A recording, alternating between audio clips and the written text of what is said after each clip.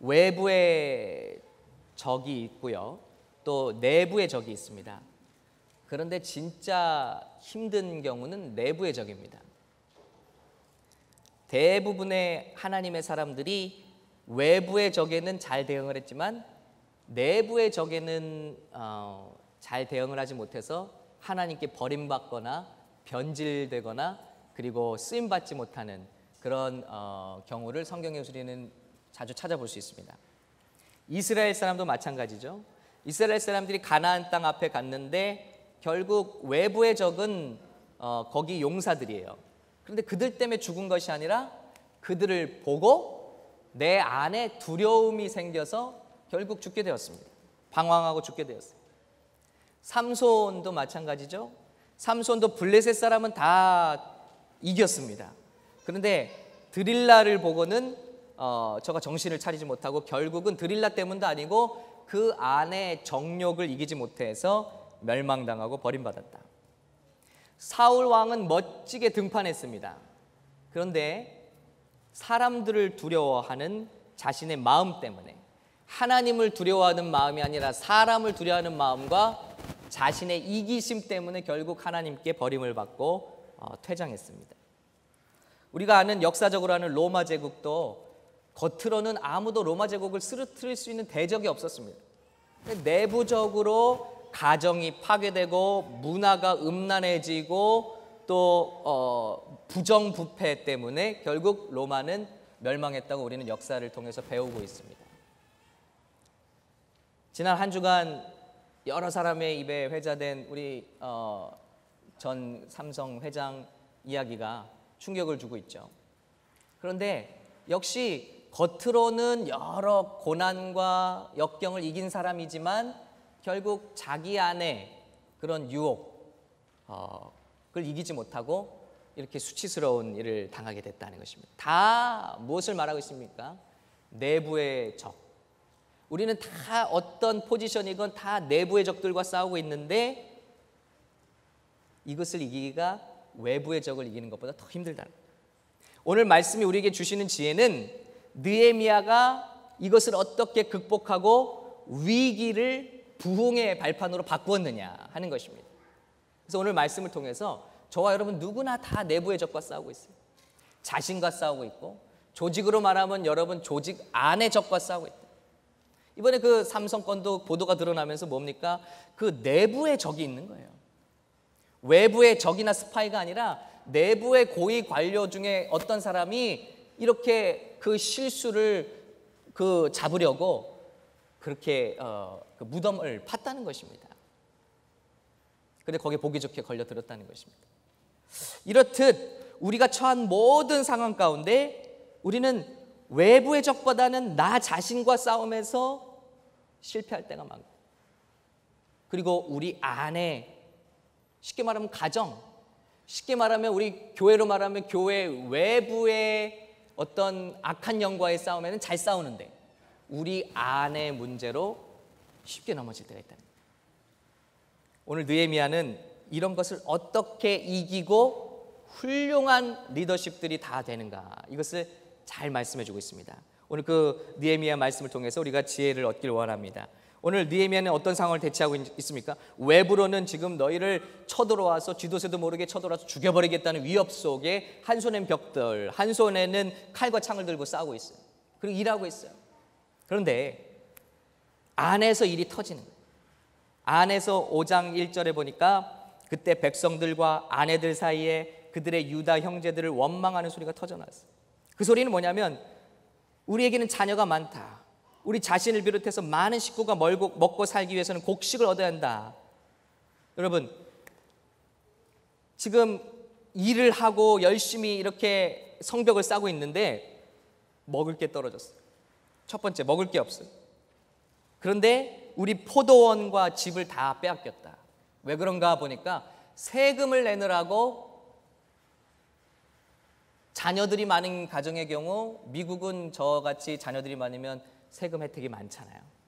그런데 페르시아는 반대였어요. 식민지를 만들면 사람 머릿수대로 세금을 매겼습니다. 그러니까 자녀가 많은 경우 먹을 것도 없는데 세금도 더 많이 내야 돼요. 힘들죠. 그런데 이 민족의 지도자들이, 같은 동족의 지도자들이 고리로 세금 내야 되니까 돈을 좀 빌려주십시오 했을 때 고리로 돈을 빌려준, 같은 동족에게. 그런데 그 돈을 갚지 못할 때 결국은 자기 집도 팔고 자기 밭도 팔고 결국은 자기 딸과 자식들까지 노예로 잡히면서, 같은 동족에게 노예로 잡히면서 이런 어려운 일들을 겪어나가니까 사람들이 다 뒤로 나가 떨어지고. 성벽 쌓는 게 다 뭡니까? 지금 우리는 너무 힘듭니다. 우리 자녀들은 종이 되고 우리 밭과 포도는 다 남의 것이 됐습니다. 여러분, 큰 문제죠. 느헤미야가 이것을 어떻게 해결하느냐, 여기에 우리에게 주시는 지혜가 있다는 것입니다. 첫 번째, 4가지를 살펴보겠는데, 느헤미야는 어려운 문제를 정면 돌파하더라. 우리는 문제를 어떻습니까? 자꾸 덮으려고 그래요. 그러나 하나님의 쓰임받는 리더들은 이런 문제를 정면 돌파하더라. 그리고 리더들을 모았습니다. 그래서 6절 보니까 그들의 원성과 탄식을 듣고 나는 몹시 화가 났습니다. 정의가 무너져 내린 이 사회를 보면서 몹시 화가 났어요. 그런데 바로 사람들에게 가서 얘기한 게 아니죠. 7절을 보니까 내가 속으로 이 말들을 곰곰이 생각하고 분노가 막 났습니다. 그런데 곰곰이 생각하고, 느헤미야는 이런 사람이에요. 화가 난다고 사람을 붙들고 해결하는 것이 아니라 먼저 곰곰이 생각합니다. 그 아닥사스다 왕이 기회를 주려고 불렀을 때도 먼저 기도했다고 그랬어요. 그리고 나서 귀족들과 관리들을 꾸짖으며 말했습니다. 당신들은 지금 각기 자기 형제에게 폭리를 취하고 있어. 자, 꾸짖었습니다. 그 지도자들을 꾸짖었어요. 그리고 큰 집회를 열었는데 그들을 책망하기 위해서 집회를 열었어요. 모든 백성이 보는 앞에서 그 리더들을 책망했어요. 그리고 8절 이렇게 말합니다. 우리 얼마나 담대하게 말했는지 한번 같이 읽어볼까요? 8절, 그들에게 말했습니다. 시작. 우리는 이방 민족들에게 팔려갔던 우리 유다 형제들을 힘닿는 대로 속량해 오지 않았소. 그런데 지금 당신들은 여러분의 형제들을 또 팔고 있단 말이요. 그들은 할 말이 없어 침묵했습니다. 그렇죠. 지금 느헤미야는 포로로 잡혀가서 거기서 자라났습니다. 거기서 성공한 자가 되어 총독으로 오는 거예요. 그런데 데려오면서 그 나라에 잡혔던 포로들을 한 명이라도 더 본토로 데려왔어요. 그런데 와서 보니까 여기 남아있는 사람들이 서로를 이렇게 못살게 굴고 서로를 종 삼고 12%나 되는 이자를 매기면서 서로 돈을 빌려주고 서로를 괴롭게 하고 있다. 이것은 옳지 않습니다. 이렇게 단도직입적으로 리더들을 모아서 책망했다는 거예요. 백성들 앞에서. 여러분, 이것이 얼마나 어려운 일이었습니까? 느헤미야는 여기에 연줄 닿는 사람이 한 명도 없이 왔어요. 그리고 여기서 이 프로젝트를 성공하기 위해서는 여기에 유지들, 여기에 지도자들, 여기에 리더십들, 귀족들의 도움이 꼭 필요합니다. 그런데 느헤미야는 옳지 않은 것을 다 빼앗길지라도, 이 프로젝트가 혹 수포로 돌아갈지 몰라도 하나님의 공의를 실현하기 위해서 옳지 않은 것을 옳지 않다고 리더들에게 직면했다는 것입니다. 여러분, 저와 여러분이 이런 용기가 있어야겠다. 하나님은 당신의 종들을 세울 때 바로 이것을 검증하시기 원하십니다. 세상이 더 커 보일 때가 있습니다. 세상에 돈이 더 커 보일 때가 있고, 세상에 권력이 더 커 보일 때가 있고, 세상의 명예가 더 커 보일 때가 있는데, 그래서 두려움을 묻어두는 것이 아니라 정면 돌파해서, 그러나 하나님의 뜻에는 이것이 옳지 않지 않습니까? 라고 용기 있게 세상에, 빌 하이베스 목사님은 반칙 휘슬을 풀어줄 사람이 필요하다 그랬어요. 누군가 나서서 이것은 옳지 않습니다, 이것은 하나님의 마음이 아닙니다 라고 말해줄 수 있는 하나님의 종들과 리더가 필요하다는 것입니다. 여러분 어떻습니까? 저와 여러분은 문제를 경험할 때 많은 순간 많은 것들을 생각합니다. 짧은 순간에 많은 것들을 생각하고 나에게 피해가 되지 않는 쪽으로 숨기를 기뻐합니다. 그러나 느헤미야는 어떤 피해를 각오하고서라도 하나님의 영광을 위해서 공평의 편에, 정의의 편에 섰는데 하나님께서 그의 리더십을 지켜주시더라는 거예요.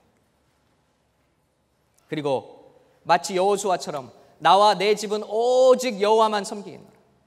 너희가 다 떠나도, 다 하나님을 배신해도 나와 내 집은 여호와 편에 서겠노라. 여러분, 이런 각오와 결단이 있는 교회, 이런 각오와 결단이 있는 성도들 하나님께서 반드시 들어 사용하시는 줄로 믿습니다. 오늘 그랬어요. 문제를 외면하지 않고 직면했어요. 그 두 번째, 하나님 앞에 떳떳한 길을 택했어요. 사람들 앞에 다수의 법칙이 아니라 하나님 앞에 떳떳한 법칙을 택했어요. 9절에 이렇게 말합니다. 계속 책망하는 거예요. 내가 계속 말했습니다. 당신들이 하는 일은 옳지 못하오. 이제 여러분이 이방 민족들의 비방을 피하기 위해서라도 우리 하나님을 경외하며 살아야 하지 않소. 믿는 자들이 이렇게 하면 세상이 얼마나 비웃을 것입니다. 자기 동족들을 종으로 삼는. 여러분, 교회가 싸우기 시작하면, 교회에 문제가 일어나면 어디가 제일 좋아합니까? 세상 사람들이 제일 비웃습니다. 저 믿는다는 자들을 봐라. 저 예수 믿는 자들을 봐라. 오늘 느헤미야는 크게 안타까운 거예요. 이방 민족의 비방을 피하기 위해서라도 우리 하나님을 경외하고 이런 고리대금과 이런 모든 착취를 그만두어야 하지 않습니까? 세상 사람들이 다 그렇게 한다. 우리 핑계가 그거예요. 사람들도 다 그렇게 해요. 이래서는 우리 내부의 싸움을 이길 수가 없다는 것입니다. 내 안에 이기는 갈등을 이길 수가 없다. 하나님 앞에 삼류 인생으로 살다가 갈 수밖에 없다. 요셉의 삶을 보시기 바랍니다. 요셉은 보디발의 아내로부터 아주 치밀한 유혹을 받았습니다. 나와 동침하자. 얼마나 많이 유혹했겠어요? 매일매일 유혹했다고 그랬어요. 한 번은 자리를 피했다고 그랬어요. 근데 매일매일 집요하게 나와 동침하자. 이게 이 당시에는 매우 당연한 일 중에 하나예요. 아라비안 나이트가 중동 문화를 설명하는 그 고전 동화인데요. 원래는 아이들 동화가 아니라 성인물이래요. 그래서 천일야화. 그래서 그 당시에 문화가 뭐냐?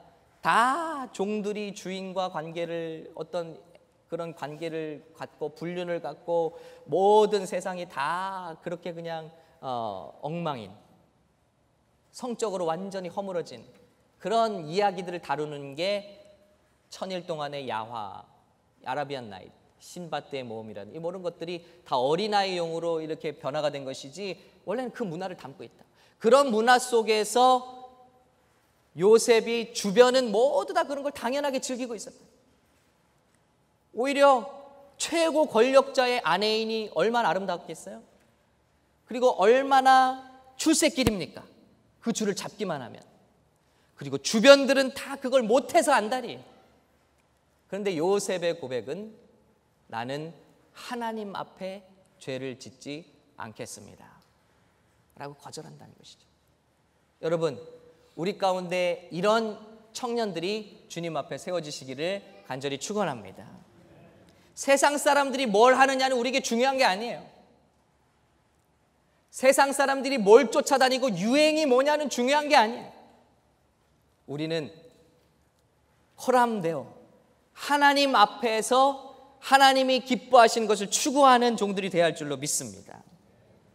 하나님 앞에 옳지 않다. 그리고 설득합니다. 그때 그 모든 귀족들과 리더들은 할 말이 없어요. 거기서 끝나는 게 아니에요. 그리고 그 귀족들에게 명령합니다. 여러분이 받은 착취한 것을 다 다시 돌려주시오. 그리고 당장 그 고리대금을 그만두시오. 백성들 앞에서. 그리고 제사장을 모읍니다. 제사장 앞에서 맹세하라. 다시는 이렇게 하지 않겠다. 그리고 주머니를 탁 털어요. 주머니를 다 털면서 만일 여러분이 이 맹세를 지키지 않을 경우 하나님께서 당신들의 주머니를 이렇게 다 털어버리시고 당신들을 이렇게 빈곤하게 만들어버릴 것입니다. 실패하게 만들어버리실 것입니다. 사람들 앞에서 이렇게 맹세하게 만들어요. 백성들이 얼마나 힘이 났겠어요. 이런 모습을 통해서. 그런데 정말로 그에게 이런 파워가 나올 수 있었던 것은 무엇이냐? 먼저 느헤미야 자신이 이 본을 보였기 때문이에요. 첫 번째는 문제를 직면했어요. 어렵지만 문제를 직면하는 사람입니다. 두 번째는 하나님 앞에 떳떳한 길을 택하는 사람. 세 번째는 이 모든 것이 가능했던 뿌리는 뭐냐면 자신이 본을 보였다. 여러분, 우리 교회 정말 중요한 시기입니다. 하나님의 일꾼들이 세워집니다. 또 하나님의 법이 세워집니다. 근데 이 가운데 남들에게는 강요하지만 자기에게는 적용되지 않는 그런 특권, 이 모든 것이 다 타파되고 이런 모든 순서와 모든 법령이 또 반포되고 주의 훌륭한 리더십들이 세워질 때 정말 이런 특권의식이 아니라 느헤미야처럼 헌신과 섬김의 본보기가 되는 주의 종들이 다 일어서기를 간절히 축원합니다. 어떻게 했냐면 그렇게 꾸짖으셨어요. 그러면서 먼저 10절 느헤미야가 본을 보입니다. 나와 내 형제들과 내 부하들도 백성들에게 돈과 곡식을 꿔줄 테니 이자 없이 나부터 꿔주기 시작한. 이제부터는 폭리를 취하는 일을 제발 그만두시오. 그리고 중요한 말씀이 나오고 있습니다. 14절, 15절, 16절. 원래 총독이 오면 녹을 박는 거죠. 당연히 월급을 받죠. 그런데 그는 12년 동안 총독으로 있었지만 나와 내 형제들은 총독의 몫으로 나오는 녹을 먹지 않았어. 그런데 15절. 그러나 내 앞에 있었던 총독들은 백성들에게 힘겨운 세금을 물렸어. 10불을 걷어야 되는데 20불을 걷어요. 그리고 10불은 자기 주머니에 챙기는 것입니다. 그리고 음식과 포도주뿐 아니라 은 40세겔을 갈취했어요. 음식도 갈취하고 자기의 포지션을 이용해서 온갖 특권을 다 챙겼다는 거예요. 그리고 백성들을 착취했어요. 그러나 나는 하나님을 경외하였으므로 그런 짓을 하지 않았습니다. 16절 말씀 한번 볼까요? 같이 읽겠습니다. 시작. 나는 땅 한쪽도 사지 않고 오직 이 성벽을 쌓는 일에만 헌신했고 내 부하들 역시 성벽 쌓는 일에만 마음을 썼습니다. 와, 나만이 아니라 내 부하들, 다른 말로는 자기의 식구들 다 성벽 쌓는 일에만 전념했다. 앞서서 봉사했다. 앞서서 헌신했다. 자기 돈을 써서 17절에 보니까 매일매일 음식에 자기 돈을 써요. 또한 150명의 유다 사람과 관리들이 내상에서 음식을 먹었고 또 주변 나라에서 우리를 찾아온 이방 민족들도 함께 먹었으며 날마다 나를 위해 황소 한 마리와 좋은 양 6마리, 닭 여러 마리, 그리고 10일에 한 번 온갖 종류의 포도주도 풍성하게. 이런 것에도 불구하고 나는 총독의 몫으로 당연히 나오는 음식을 요구하지 않았어요. 왜냐하면 이런 요구가 백성들에게 큰 짐이 됐기 때문이다. 자신만이 아니라 자신의 종자들도 현장에 다 투입돼서 모든 자기의 종들은요, 페르시아 왕이 재산으로 준 거예요. 그런데 그 종들도 집안일을 하는 게 아니에요. 다 성벽에 나와서 성벽을 쌓고 있다. 그러니 오늘 느헤미야가 이 말을 던질 때 그 귀족과 족장들이 무슨 말을 할 수 있겠어요? 지도자인 총독인 느헤미야가 솔선수범해서 현장에서 일을 하며 온 가족까지 섬기니 그 말에 파워가 있지 않냐? 우리는 얼마나 반대입니까? 지각하지 마 하면서 자신은 지각합니다. 봉사해야지 섬겨야지 하면서 자신은 섬김 현장에 나타나지 않습니다. 나는 우리 찬양팀 리더에게 너무 고마운 게 지금까지 만난 많은 찬양 팀원이나 또 리더들 중에 어떤 분들은 자기가 인도할 때만 열심히 찬양, 막 심취해서 찬양. 예배 드릴 땐 저 맨 뒤에 가 있어요. 어슬렁거리다가 또 자기 찬양할 때만, 연예인입니까 여러분?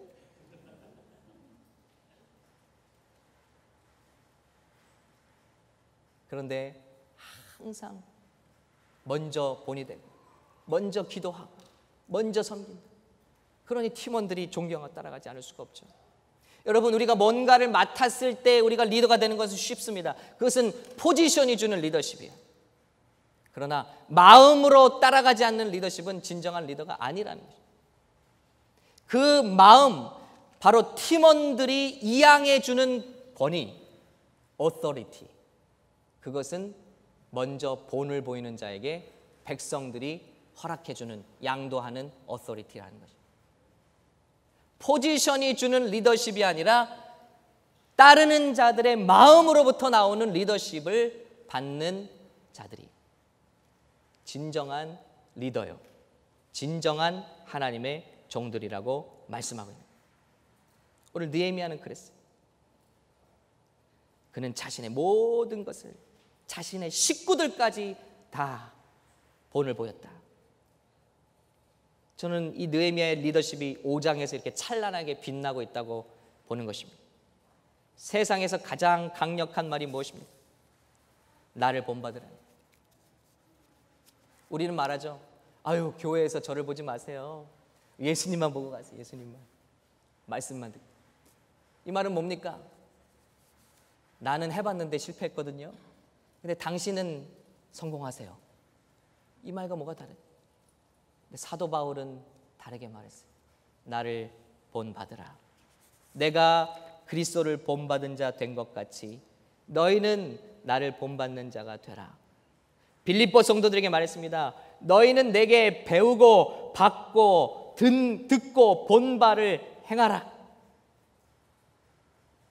가르치는 것이 리더십이 아니라, 지식의 전달이 리더십이 아니라, 여러분, 세상의 가르치면요, 말씀을 전하는 사람이 아침에 음란물을 즐겼어도 이 자리에서는 거룩함을 가르칠 수가 있어요. 그러나 영적 리더십은 통하지 않는다. 예수님이죠. 제자가 만들어지는 법은 그렇지 않다. 아주 심플해요. 삶을 그대로 보여준다. 그것을 배운다. 배운 대로 순종한다. 똑같은 방법으로 제자를 삼는다는 것입니다. 예수님은 그런 사람 딱 12명을 남겨놓고 가셨는데 그 사람들은 세상을 뒤집어 놨다. 그러면서 예수님이 우리에게 부탁하셨습니다. 교회들아, 성도들아, 많은 사람을 제자 삼아서 내 말씀을 가르쳐 지키게 하라. 두 가지 분리된 말씀이 아니에요. 가르치는 것 따로 하고 지키게 하는 것 다르게 아니에요. 그 사람들이 이 말씀을 지킬 수 있을 때까지 가르치라는 거예요. 이 말은 얼마나 다릅니까? 내가 새 가족을 데려와서 전도해 오는 것이 중요한 것이 아니라 이 사람이 예수를 믿고 이 사람이 성숙한 제자도의 길을 걸어갈 수 있을 만큼 네 삶으로 가르치라는 거예요. 제자를 삼으라. 나를 인도한 사람의 삶을 보니 그대로 따라했더니 나는 이런 제자가 됐습니다. 이것이 제자 훈련이다. 8주 코스, 12주 코스, 6개월 코스를 마치면 훈장을 달듯이 나 제자 훈련 마쳤어. 이제 무슨 일 할 수 있어. 이런 것이 아니라 오늘 스승의 삶을 그대로 따라가서 나도 그 삶을 다른 사람에게 보여줄 수 있는 것이, 이것이 참된 리더십의 핵심이라는 것입니다. 제자 훈련의 핵심이라는 것. 느헤미야는 거기에 성공했다. 그리고 의심의 여지가 없었어요. 그런데 우리 역사적으로 우리 교회의 연약함이 반복되고 있는데 그것이 무엇입니까? 교회 안에도 나타나고 있는 특권의식.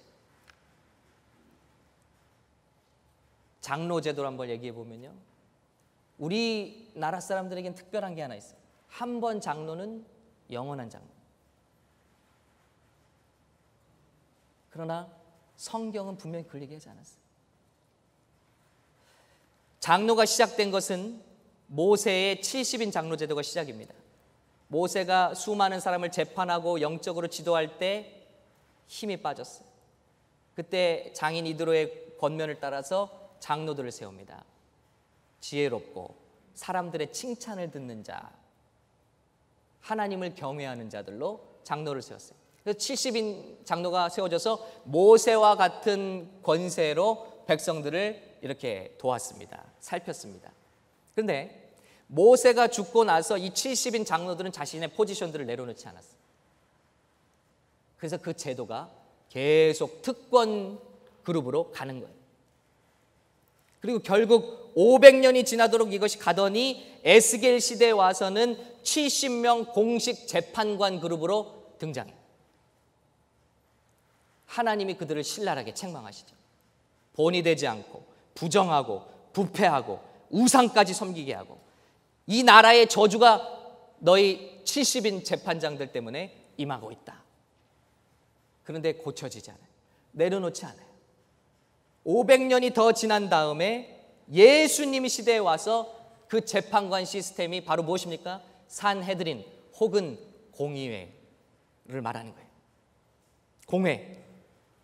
그 공회의 두 리딩 그룹이 누구냐면 바로 서기관과 바리새인인 것입니다. 서기관과 바리새인이 한 일이 무엇입니까? 예수를 죽이려고 모의했다. 여러분 한번 보시기 바라요. 우리 역사의 흐름에 하나님의 방법과 뜻이 서요. 인간의 방법과 권위와 뜻이 서 특권이 서요. 그런데 이것은 하나님의 뜻을 죽인다는, 예수님을 가장 먼저 알아보고 예수님을 가장 먼저 전파하고 예수님을 가장 높이 섬겼어야 할 저들이 예수님을 죽이는 앞잡이들이 됐다는, 얼마나 슬픈 일이에요. 이스라엘에만 일어난 게 아닙니다. 지금 현대 교회에 일어나고 있는 아픔이라. 우리가 이것에서 탈피하지 않으면 나에게 주시는 모든 직분은 섬기기 위한 직분이라. 이 본래 의미로 돌아가지 않으면, 느헤미야 같은 마음으로 돌아가지 않으면 우리는 또다시 교회 안에 예수님의 뜻을 죽이는 일을 할 수밖에 없습니다. 초대교회는 이것을 극복했어요. 초대교회에 문제가 생겼죠. 성령 충만한데도 먹는 것 때문에 문제 생겼어요. 근데 교회가 먹는 것 때문에 문제가 많아요. 왜냐하면 교회 안에 두 뿌리가 있어요. 여러분 잘 이해하셔야 돼요. 교회 안에 성령 강림 주일에 성령이 임하면서 교회가 만들어졌잖아요. 절기를 지키러 왔던 해외파 유대인들이 있었고, 그 땅을 떠나지 않았던 본국 히브리파 유대인들이 있었어요. 어쨌거나 해외파들은 조국을 저버리고 떠났거나 포로 생활을 통해서 해외에 흩어진 사람들. 근데 이 사람들이 절기 지키러 왔다가 성령 임하는 장면 보고 교회가 만들어졌어요. 예수 믿고 회개하고. 그러니까 당장 먹는 문제가 생기죠. 잘 곳이 문제가 생기죠. 그러니까 히브리파 사람들이 주축이 돼서 자기 재산을 다 팔아서 공간을 만들고 공동생활을 했습니다. 그런데 그 음식을 사도들이 나눠줬어요. 구제를 했어요. 그런데 구제를 하다 보니까 불평등이 생기는 거예요. 헬라파, 해외파 사람들이 자꾸 구제에 빠지는 일이 생겨요. 팔은 안으로 굽는다고 자기 출신 사람들에게 더 나눠줬던 것 같아요. 불만이 생겼어요. 위기가 왔어요. 그때 사도들이 어떻게 합니까? 그 물질에 액세스할 수 있는 권한을 포기했어요. 그리고 안수 집사 7명을 세우는 거예요. 근데 여러분, 안수 집사 7명이 탁 세워지니까 우리는 말씀 전하는 일과 기도하는 일에 전무하리라. 근데 훌륭한, 역시 성령 충만하고 지혜롭고 본을 보이는, 칭찬을 듣는 주의 종들이 탁 세워지니까 7명 세워졌는데 수천 명 교회를 문제없이 끌고 가다. 근데 여러분, 이게 중요한 게 아니에요. 그 7명 세워진 집사님들이 다 누구예요? 헬라파 집사님. 교회의 특권은 히브리파 성도들이 쥐고 있었어요. 쉽게 말하죠. 돈자루는 히브리파 사람들이 쥐고 있었어요. 헌금은 히브리파 사람들이 쥐고 있었어요. 건물은 히브리파 사람들이 쥐고 있었어요. 그런데 교회 리더십은 헬라파 집사님들이 세웠어요. 1.5세 2세 집사님들이 세워졌다. 뭐예요? 밀어준 거예요. 한 명도 남김없이 이런 지도자들을 세웠다. 세계가 뒤집어졌다. 그 후로 교회에 어떤 역사가 일어나면 그 모든 혼란이 오히려 다 잠재워질 뿐만 아니라 부흥이 나타나기 시작한데, 심지어는 허다한 제사장 무리가 주님 앞에 돌아오기 시작했다. 제사장 누굽니까? 복음을 절대 깨달을 수 없는 땅끝 사람들이에요. 유대교에 찌든 사람들이에요. 제사장들이 예수 믿고 돌아옵니다. 놀라운 부흥이 그 도성에 일어났다. 이것이 하나님의 놀라운 기적입니다. 진짜 기적은요, 히브리파 사람들이 헬라파 사람들을 세워줬다. 그 안에 누가 있습니까? 스데반, 그 안에 빌립 집사님, 그 안에 결국 그 후속 주자로 사도 바울이 있던 거예요. 이 사람 역시 헬라파 유대인인 거예요.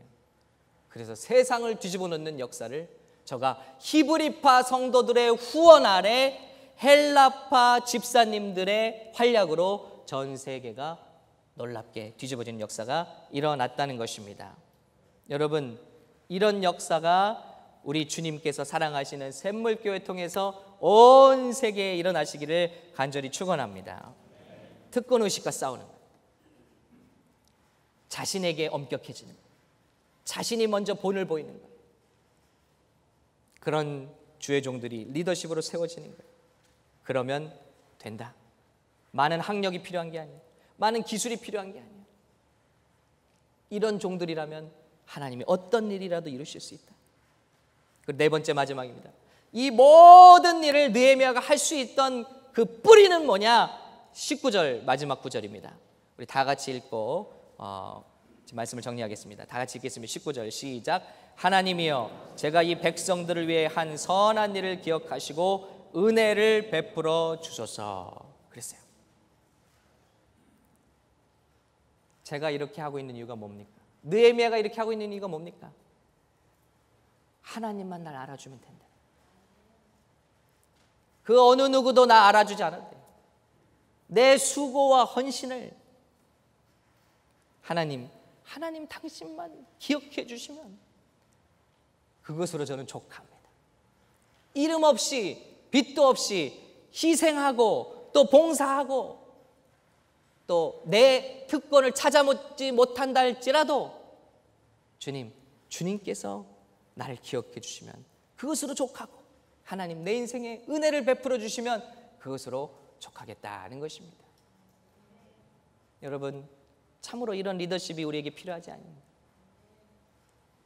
이런 말이 있어요.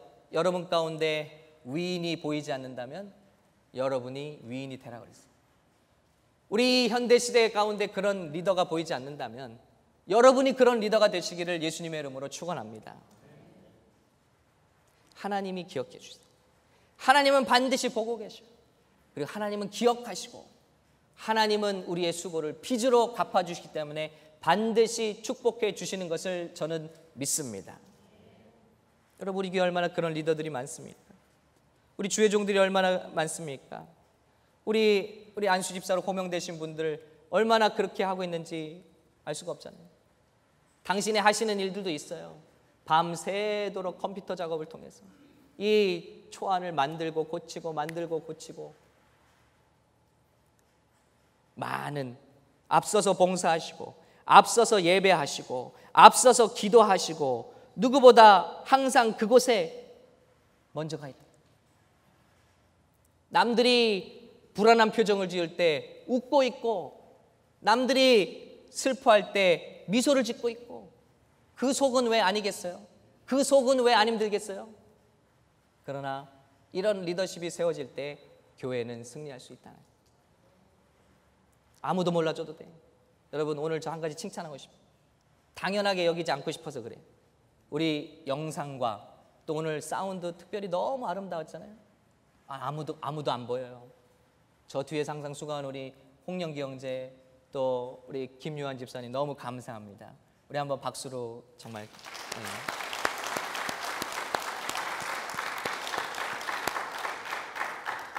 우리는 다 주님의 종이라고 말해요. 그런데 진짜로 사람들이 종으로 여길 때는 우리 흥분하기 시작합니다. 난 주님의 종입니다 하는데, 그리고 종으로서 무명하게 섬기기 원하는데 사람들이 안 알아주고 사람들이 진짜 종으로 취급하기 시작하면 우리가 흥분해. 왜 아무도 칭찬 안 하지? 아무도 알아주. 내가 커피를, 이런 말이 있어요 여러분, 교회에서. 커피를 3번 타면요, 그 사람은 커피 타는 사람이 된대. 과일을 3번 깎으면 그 사람은 과일 깎는 사람 되는 거예요. 사람들이 당연히 여긴다. 그런데 참 종들은 그렇게 여김을 받아도 감사하며 하나님이 보시기 때문에 한다는 거예요. 그러나 어떤 종들은 자기는 입으로 종이라고 하면서 실제로 종으로 여기기 시작할 때 흥분하기 시작합니다. 어떻게 나를 종 취급을 하나? 이것은 참 종이 아니라는 것입니다. 저도 이 말씀을 준비하면서 얼마나 부족한가. 내가 주님의 종을 자처하면서, 그러나 실제로 종 취급을 받을 때는 나는 종이 아니구나. 하나님만 기억해 주십니다. 그것을 만족. 그러면서 생각이 들었어요. 참 많은 것을 우리 부모님 세대는 포기했구나. 하나님의 종이 되기 위해서. 그리고 하나님만 그 수고를 알아봐 달라고. 저희 같은 경우도 그래요. 저희 형제 남겨두시고 부모님은 수요 예배, 금요 예배, 주일 예배도 그 시골에서도 또 다른 교회를 개척하셔서 또 그 읍내로 나가신 거예요. 그러면 주일 같은 경우는 하루 종일 비는 거예요. 주중에 무슨 부흥회 있으면 또 3일 동안 연장 가 계신 거예요. 그럼 우리 형제는 집에 남아서 별별 일을 다, 집도 태워 먹을 뻔하고 성냥가게 불 지르고 이러다가 집도 태워 먹을 뻔하고 음식도 제대로 못 먹고 아무튼 말썽만 피우다가 마치 방치된 것 같죠. 사람들이 볼 때는 저거 버림받은 것 같죠. 막 형님이랑 레슬링 하다가 팔이 그냥 나가기도 하고, 그래서 갑자기 그 응급실에 가기도 하고. 별별 일이 다 저 얌전히 공부하는 척하고 있다가 이제 그 예배 가시면 이제 난리가 나는 거예요. 그때 사고는 다 터지고. 헌금, 이제 좋은 거 하나 사주시나 하면 교회 갖다 바치시고, 우리 교회를 많이, 아버지 교회를 개척하세요. 그렇게 그 시골에 가서도 또 읍내 교회를 개척하시고, 또 거기서 또 시내 청주까지 가서 개척하시고, 수고하시고, 시간과 정성. 우리 아들들과 한번 밥을 제대로 한 적이 몇 번이나 있나 이렇게 생각해 보는. 그런데 돌이켜 보니까 제가 다 복을 받았어요. 하나님이 그걸 다 기억하시고 우리 자녀들에게 복을 주셨어요. 무엇보다도 하나님 사랑하는 그 마음을 우리에게 유산으로 물려주셨어요. 그것처럼 귀한 복은 없다. 다 먹을 거 못 먹고 입을 거 못 입으시고 교회를 섬겼지만 그 모든 축복을 우리 자녀들이 받고 있다. 여러분, 큰 축복이 하나 뭔지 아세요? 아버지가 그 청주 시내에 교회를 개척했습니다. 바울교회라고 이름을 지었어요. 바울같이 선교하는 교회. 근데 그 교회에 제가 고등학교가 돼서 그 읍내에 나가서 거기를 섬기게 됐어요. 근데 거기서 저희 집사람을 만난 거죠. 그러니 여러분, 하나님의 선물이 아니고 무엇입니까? 우리는 알게 모르게 하나님의 엄청난 상금과 보화를, 하나님의 보상을 다 받았어요. 그런데도 우리는 사람이 인정해 주길 바라고, 사람에게 이름이 나타나길 바라고, 보이는 곳에서 인정받기를 바라고 있는데 우리는 그러면 참 종이 아니라는 거예요. 오늘 느헤미야는 한 가지입니다. 하나님, 내가 이 백성들을 위해서 내 돈 다 쓰고 내 종들 다 갖다 부려먹고 모든 재산과 우리 자녀들까지 다 일했어요. 그런데 한 가지면 됩니다. 하나님께서 날 기억해 주십니다. 그리고 은혜를 베풀어 주옵소서. 여러분, 하나님의 인정을 구하는 사람인 거예요. 사람의 인정과 상금이 아니라 하나님의 인정을 구하는 거예요. 그럴 때 그 안에 있던 모든 문제가 다 잠재워지고, 이런 본을 보이는 리더십으로 말미암아 52일 만에 성벽이 완성되는 놀라운 역사가 일어난 줄로 믿습니다. 문제를 두려워하지 말고 직면하십시오. 하나님 앞에 서시기를 기뻐하십시오. 남에게는 관대하고 우리 자신에게는 엄격해지십시오. 그리고 하나님의 인정으로 족하게 여기고 사역하다 보면 우리를 둘러싼 내부의 갈등과 내 안에 끓어오르는 모든 분노와 우리 안에 모든 부조리들이 다 잠재워지고 하나님의 찬란한 영광이 드러나는 공동체, 하나님의 승리가 드러나는 공동체가 될 줄로 믿습니다.